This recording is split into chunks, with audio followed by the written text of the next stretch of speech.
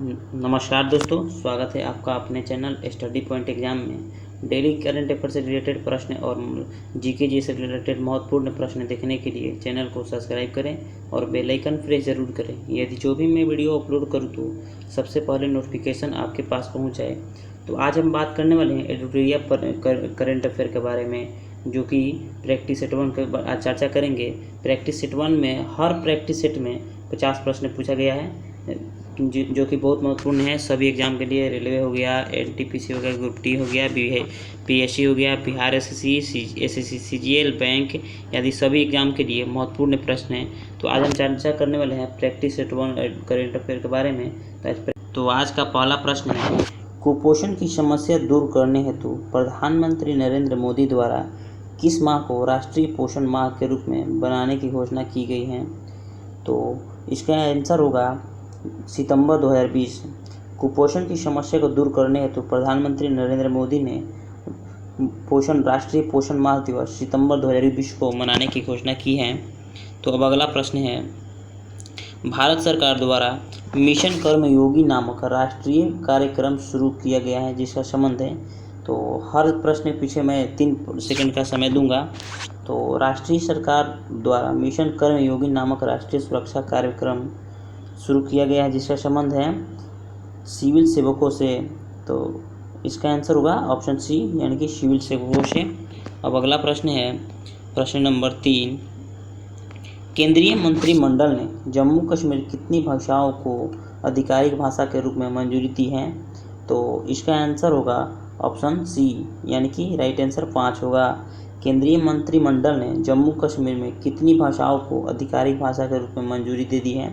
तो इसका आंसर होगा 5 भाषाओं को मंजूरी दी है केंद्रीय मंत्रिमंडल ने जम्मू कश्मीर की भाषा के रूप में। अब अगला प्रश्न है, प्रश्न नंबर 4, नई राष्ट्रीय शिक्षा नीति लागू करने वाला देश का पहला राज्य कौन बना है? तो इसका आंसर होगा ऑप्शन बी, यानी कि हिमाचल प्रदेश। नई राष्ट्रीय शिक्षा नीति को लागू करने वाला देश का पहला राज्य कौन बना है? तो ये हिमाचल प्रदेश बना है। अब अगला प्रश्न है, प्रश्न नंबर 5, वर्ष 2021 में आयोजित होने वाले खेलो इंडिया यूथ गेम्स के चौथे संस्करण की मेजबानी किस राज्य को सौंपी गई है? तो इसका आंसर होगा हरियाणा राज्य को, यानी कि इसका राइट आंसर होगा ऑप्शन सी। तो वर्ष 2021 में आयोजित होने वाले खेलो इंडिया यूथ गेम्स के चौथे संस्करण की मेजबानी करेगा हरियाणा। और तीसरा कहाँ हुआ था? तो यह होता असम के गुवाहाटी में। और पहला हुआ था नई दिल्ली, दूसरा महाराष्ट्र के पुणे में, और तीसरा हुआ था असम के गुवाहाटी में, और चौथा आयोजित होगा हरियाणा में। तो अब अगला प्रश्न है, प्रश्न नंबर 6, मध्य प्रदेश के राज्यपाल लालजी टंडन की मृत्यु के बाद किसे उनके स्थान पर कार्यभार सौंपा गया है? तो इसका राइट आंसर होगा ऑप्शन ए, यानी कि आनंदीबेन पटेल को। मध्य प्रदेश के राज्यपाल लालजी टंडन की मृत्यु के बाद उनके स्थान पर कार्यभार सौंपा है आनंदीबेन पटेल, यानी कि इसका आंसर होगा राइट आंसर ऑप्शन ए। तो आनंदीबेन पटेल जो कि उत्तर प्रदेश की भी राज्यपाल हैं। तो अब अगला प्रश्न है, प्रश्न नंबर 7, नीति आयोग द्वारा जारी आकांक्षी जिला डेटा रैंकिंग 2020 के तहत किस जिले को प्रथम स्थान प्राप्त हुआ है? तो इसका आंसर होगा ऑप्शन सी, यानी कि बीजापुर। नीति आयोग द्वारा जारी आकांक्षी जिला डेटा रैंकिंग 2020 के तहत किसे जिले को प्रथम स्थान मिला है? तो इसका आंसर होगा बीजापुर। अब अगला प्रश्न है, फ्रांस के नए प्रधानमंत्री के रूप में किसे नियुक्त किया गया है? तो इसका आंसर होगा ऑप्शन डी, यानी कि जेन कैस्टेक्स। तो फ्रांस के नए प्रधानमंत्री बने हैं जेन कैस्टेक्स। तो अब अगला प्रश्न है, प्रश्न नंबर 9, हाल ही में भारत सरकार द्वारा नई शिक्षा नीति को मंजूरी प्रदान की गई, इसके संबंध में निम्नलिखित में से कौन सा कथन सत्य नहीं है? तो इसका आंसर होगा, इसका सही आंसर कौन है? तो मानव संसाधन विकास मंत्रालय का नाम शिक्षा मंत्रालय किया गया, ये सही है। जो कि मानव संसाधन विकास मंत्रालय का नाम पहले था, अब शिक्षा मंत्रालय रख दिया गया। के कस्तूरी रंजन समिति की सिफारिश पर नई शिक्षा लागू की गई, 2020 को मंजूरी मिली, ये भी सही है। और स्कूलों में 10+2 के स्थान पर 5+3+3+4 के फॉर्मेट को अपनाया जाएगा, ये भी सही है। तो इसमें से गलत हैं, शिक्षा पर जीडीपी का 8% खर्च करने का रखा गया लक्ष्य, ये गलत है, जो कि यही पूछा था कि कौन सत्य नहीं है। अब अगला प्रश्न है प्रश्न नंबर 10। सर्वोच्च न्यायालय द्वारा नामीबिया के अफ्रीकी चीतों को भारत में पुनर्वास हेतु मंजूरी प्रदान की गई। भारत के किस वन्य जीव अभयारण्य में इन चीतों को रखा गया है? तो इसका आंसर होगा कुन्नो पालपुर अभयारण्य। तो सर्वोच्च न्यायालय द्वारा नामीबिया के अफ्रीकी चीतों को भारत में पुनर्वास हेतु मंजूरी प्रदान की गई है। तो भारत के किस वन्य जीव अभयारण्य में रखा गया है? तो इसका आंसर होगा कुन्नो पालपुर अभयारण्य। अब अगला प्रश्न है प्रश्न number 11। Overdraft saving the Indian saver पुस्तक के लेखक कौन हैं? तो इसका आंसर होगा उर्जित पटेल, जो कि पूर्व आरबीआई के गवर्नर हैं। ये 24वें नंबर के गवर्नर थे। तो overdraft saving the Indian saver पुस्तक लेखक उर्जित पटेल हैं। अब अगला प्रश्न है प्रश्न नंबर 12। चबहार रेलवे परियोजना के संबंध में निम्नलिखित में से कौनों पर विचार करें? तो इसका आंसर विचार कर लीजिए। यह भारत, अफगानिस्तान और ईरान के मध्य त्रिपक्षीय समझौते का हिस्सा था। वर्ष 2016 में समझौते पर हस्ताक्षर किए गए थे। इसके तहत 628 किलोमीटर लंबी चबहार जहेदन लाइन के लिए ट्रैक बिछाई गई थी। तो इसका आंसर होगा यानी कि ये तीनों सही हैं, ऑप्शन डी। इसका आंसर होगा ऑप्शन डी, यानी कि ये तीनों सही दिया है। तो अब अगला प्रश्न है प्रश्न नंबर 13। आजाद पट्टन और कोहला जल विद्युत परियोजना के निर्माण को लेकर किन दो देशों के मध्य हस्ताक्षर हुए हैं? तो इसका आंसर होगा चीन और पाकिस्तान के बीच। आजाद पट्टन और कोहला जल विद्युत परियोजना के निर्माण को लेकर किन दो देशों के बीच मध्य हस्ताक्षर हुआ है? तो इसका आंसर होगा चीन और पाकिस्तान दोनों के बीच। अब अगला प्रश्न है प्रश्न नंबर 14। संयुक्त राष्ट्र समिति एंटोनियो गुटेरस ने अपने नए सलाहकार समूह में किस भारतीय को शामिल करने हेतु नामित किया है? तो इसका आंसर होगा ऑप्शन सी, यानी कि अर्चना सोरेन को। तो संयुक्त राष्ट्र के महासचिव एंटोनियो गुटेरस ने अपने सलाहकार समूह में किस भारतीय को शामिल किया है? तो इसका राइट आंसर होगा ऑप्शन सी, यानी कि अर्चना सोरेन को। अब अगला प्रश्न है भारत ने सकतेंग वन्य जीव अभयारण्य में सड़क निर्माण को लेकर प्रस्ताव रखा है। यह अभयारण्य स्थित है कहाँ? तो इसका राइट आंसर होगा ऑप्शन बी, यानी कि भूटान के पूर्वी क्षेत्र में। तो भारत के सकतेंग वन्य जीव अभयारण्य में सड़क निर्माण को लेकर प्रस्ताव आया है। यह स्थित है भूटान के पूर्वी क्षेत्र में। तो अब अगला प्रश्न है प्रश्न नंबर 16। हाल ही में चर्चा में रहा हागिया सोफिया संग्रहालय, जिसे मस्जिद के रूप में परिवर्तित कर दिया गया है, यह किस देश में स्थित है? तो इसका आंसर होगा ऑप्शन डी, यानी कि तुर्की देश में स्थित है। तो हागिया सोफिया संग्रहालय तुर्की देश में स्थित है। अब अगला प्रश्न है प्रश्न नंबर 17। किस राज्य केंद्र शासित प्रदेश को जैविक प्रदेश बनाने के लिए मिशन ऑर्गेनिक डेवलपमेंट इनिशिएटिव, यानी कि मोदी योजना की शुरुआत की गई है? तो इसका आंसर होगा ऑप्शन सी, यानी कि लद्दाख। तो लद्दाख में मोदी योजना की शुरू की गई है। तो अब अगला प्रश्न है प्रश्न नंबर 18। राष्ट्रमंडल खेल वर्ष 2022 में कहाँ आयोजित किया जाएगा? तो इसका राइट आंसर होगा ऑप्शन डी, यानी कि इंग्लैंड में राष्ट्रमंडल खेल 2022 का आयोजन किया जाएगा। तो इसका आंसर होगा इंग्लैंड। अब अगला प्रश्न है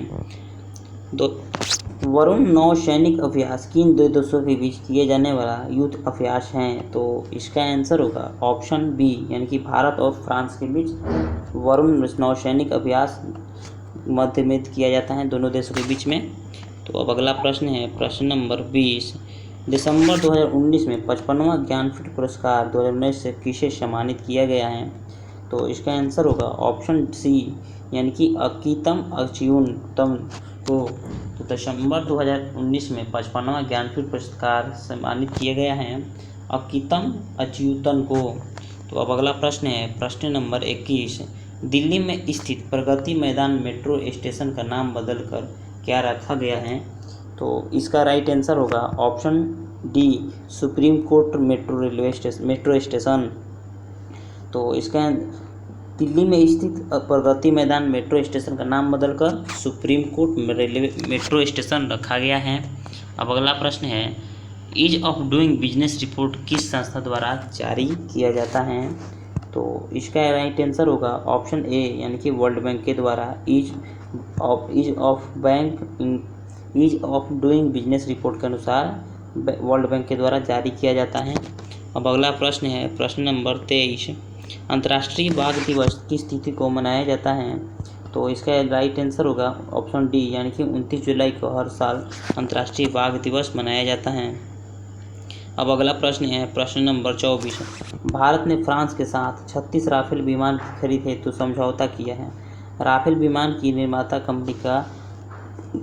कंपनी है किसकी? तो इसका राइट आंसर होगा ऑप्शन सी, यानी कि डसाल्ट।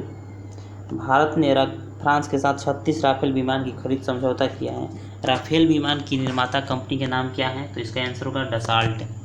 अब अगला प्रश्न है प्रश्न नंबर 25, हाल ही में सोनभद्र में 3000 टन स्वर्ण भंडार की खोज की गई है। सोनभद्र किस राज्य में स्थित है? तो इसका राइट आंसर होगा ऑप्शन डी, यानी कि उत्तर प्रदेश में सोनभद्र राज्य में स्थित हैं। तो अब अगला प्रश्न है प्रश्न नंबर 26, स्कूली शिक्षा प्रणाली में सुधार लाने हेतु किस संस्था द्वारा संचालित STARC स्टार्स कार्यक्रम को भारत में लागू किया गया है? World bank. तो इसका राइट आंसर होगा ऑप्शन बी, यानी कि वर्ल्ड बैंक के द्वारा। तो स्कूली शिक्षा प्रणाली में सुधार लाने हेतु वर्ल्ड बैंक स्टार्स कार्यक्रम को भारत में लागू किया गया है। तो अब अगला प्रश्न है प्रश्न नंबर 27, 108वां विज्ञान कांग्रेस का आयोजन 2021 में कहाँ किया जाएगा? तो इसका राइट आंसर होगा ऑप्शन सी, यानी कि पुणे में 108वां विज्ञान कांग्रेस का आयोजन वर्ष 2021 में पुणे में किया जाएगा। तो अब अगला प्रश्न है प्रश्न नंबर 28, हाल ही में जारी सर्वोच्च न्यायालय की घोषणा के अनुसार किस अनुच्छेद के तहत भारत में इंटरनेट सेवा को मौलिक अधिकार माना गया है? तो इसका राइट आंसर होगा ऑप्शन ए, यानी कि अनुच्छेद 19 के तहत। तो अनुच्छेद 19 के तहत सर्वोच्च न्यायालय की घोषणा के अनुसार भारत में इंटरनेट सेवा को मौलिक अधिकार के रूप में माना गया है। तो अब अगला प्रश्न है प्रश्न नंबर 29, असीम पोर्टल किस मंत्रालय द्वारा जारी किया गया है? तो इसका राइट आंसर होगा ऑप्शन सी, यानी कि कौशल विकास और उद्यमिता मंत्रालय के द्वारा असीम पोर्टल लॉन्च किया गया है। तो अब अगला प्रश्न है प्रश्न नंबर 30, चर्चा में रहे IM विजयन का संबंध किस खेल से है? तो इसका राइट आंसर होगा ऑप्शन ए, यानी कि फुटबॉल से। IM विजयन फुटबॉल से संबंधित है। तो अब अगला प्रश्न है प्रश्न नंबर 31, 22 मार्च 2020 को मनाए गए जल दिवस का थीम क्या था? तो इसका राइट आंसर होगा ऑप्शन सी, यानी कि जलवायु और जलवायु परिवर्तन। तो 22 मार्च को हर साल विश्व जल दिवस मनाया जाता है और इसका थीम था जल और जलवायु परिवर्तन। तो अब अगला प्रश्न है प्रश्न नंबर 32, हाल ही में किस राज्य को 6ठी अनुसूची में शामिल करने हेतु मांग की जा रही है? तो इसका राइट आंसर होगा ऑप्शन सी, यानी कि अरुणाचल प्रदेश को 6ठी अनुसूची में शामिल करने की मांग की जा रही है। तो अब अगला प्रश्न है प्रश्न नंबर 33, प्रधानमंत्री नरेंद्र मोदी ने स्वतंत्रता दिवस के अवसर पर किस क्षेत्र को 1000 दिन में भारत की मुख्य भूमि से जोड़ने के लिए ऑप्टिकल फाइबर लिंक स्थापित करने की घोषणा की है? तो इसका राइट आंसर होगा ऑप्शन बी, यानी कि लक्षद्वीप को प्रधानमंत्री नरेंद्र मोदी ने स्वतंत्रता दिवस के अवसर पर 1000 दिन में भारत की मुख्य भूमि से जोड़ने के लिए ऑप्टिकल फाइबर लिंक स्थापित करने की घोषणा की है। तो इसका आंसर होगा लक्षद्वीप को। अब अगला प्रश्न है प्रश्न नंबर 34, किस मंत्रालय द्वारा सृजन पोर्टल लॉन्च किया गया है? तो इसका राइट आंसर होगा ऑप्शन डी, यानी कि रक्षा मंत्रालय के द्वारा सृजन पोर्टल लॉन्च किया गया है।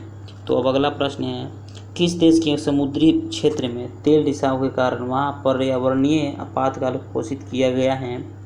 तो इसका राइट आंसर होगा ऑप्शन सी, यानी कि मॉरिशस में समुद्री क्षेत्र में तेल रिसाव के कारण पर्यावरणीय आपातकाल घोषित किया गया है।